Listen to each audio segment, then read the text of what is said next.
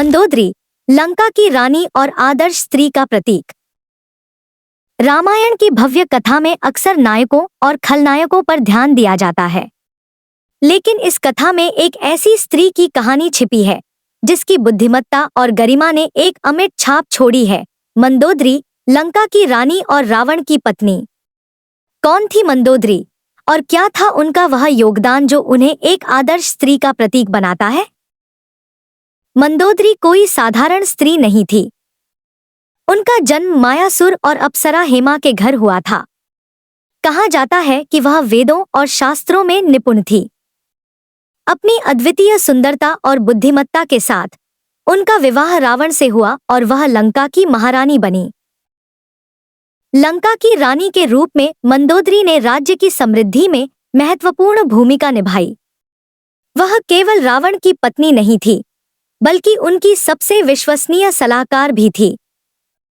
कई बार उन्होंने रावण को सही राह दिखाने की कोशिश की, लेकिन रावण के अहंकार ने उनके ज्ञान की अनदेखी कर दी। रावण, तुम्हारी शक्ति अद्वितीय है, लेकिन सच्चा वीर वही है जो संयम रखे। सीता को उनके स्वामी को लौटा दो, नहीं तो हमारा राज्य नष्ट हो जाएगा। मंदोदरी का हृदय तब टूट गया जब उन्होंने रावण को अपने अभिमान और सीता के प्रति मोह में अंधे होते देखा। उन्होंने बार बार चेतावनी दी, लेकिन रावण ने कभी ध्यान नहीं दिया। वह चुपचाप लंका के पतन की गवाह बनी रही।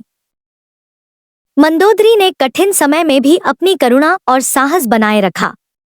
वह अपने लोगों की देखभाल करती रहीं और धर्म के मार्ग पर अडिग रहीं, भले ही उनके आसपास अधर्म का वातावरण क्यों न हो।